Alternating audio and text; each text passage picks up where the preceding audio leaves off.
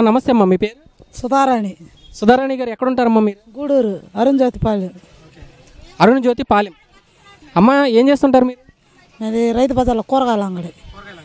అమ్మ మరి ఎలక్షన్స్ రాబోతున్నాయి కదా, మరి ఈసారి ఎవరికి అవకాశం ఇస్తే రాష్ట్రం బాగుంటుంది అనుకుంటున్నారు మీరు?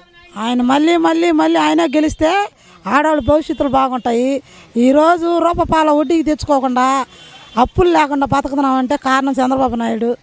ఆయన పొదుపులలో కానీ ఈ పిల్లకాయలకు కానీ వ్యవసాయాలకు కానీ లోన్లు కానీ రైతులు లోన్లు పెట్టుకుంటే రద్దు చేయించాడు.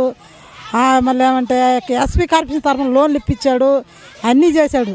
ఈరోజు మేము మా బిడ్డలో మేము బతుకుతున్నామంటే చంద్రబాబు నాయుడు పెట్టిన ఈ రైతు బజారు ఆయన వల్లే ఇక్కడ సౌకర్యంగా ఉంది. మేము బతుకుతున్నామంటే ఆయన వల్లే. అసలు గెలవాలి ఆయన.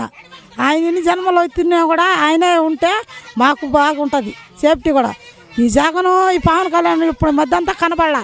ఇప్పుడు ఎలక్షన్లు వచ్చేలాకే వాళ్ళు కనపడుతున్నారు. జగన్ మాకు ఏమి చేయలే. వాళ్ళు ఉన్న వాళ్ళకే చేశాడు. కానీ చంద్రబాబు నాయుడు అట్ట కాదు, పేదవాళ్ళు చేస్తున్నాడు, మహిళలు చేస్తున్నాడు. ఈరోజు ఒక బ్యాంకులో పోయి ఒక లోన్ తెచ్చుకోవాలంటే అంతకుముందు మగవాళ్ళు పోయేది, ఆడవాళ్ళకి ఏమీ తెలిసేది. అది ఈరోజు హక్కు అనేది ఉంటే ఆయన ఇచ్చిందే. ఇది బ్యాంకులలో పోయి 10 రూపాయలు తెచ్చుకోవటం కానీ వేసుకోవటం కానీ 10 రూపాయలు పొదుపు చేసుకోవటం కానీ ఈరోజు మహిళలు మగవాడితో బతుకుతున్నారంటే ఆయన ఆదరణ వల్లే బతుకుతున్నాము. ఆయన లేనిదే ఆయన ఈసారి ఎవరు గెలిచినా ఈయన గెలవకుంటే ఇంకెవరిని గెలిచి ఎట్లుంటుందో తెలియదు. కానీ ఈయన మాత్రం గెలిస్తే దేశం బాగుపడుతుంది. మళ్ళీ మళ్ళీ ఆయనే గెలవాలి, ఇంకొకసారి కూడా ఆయనే గెలవాలి. గెలిస్తే అప్పుడు ఇంకా మహిళలకి ఇంకా ఆదరంగా ఉంటుంది. థ్యాంక్ యూ అమ్మా.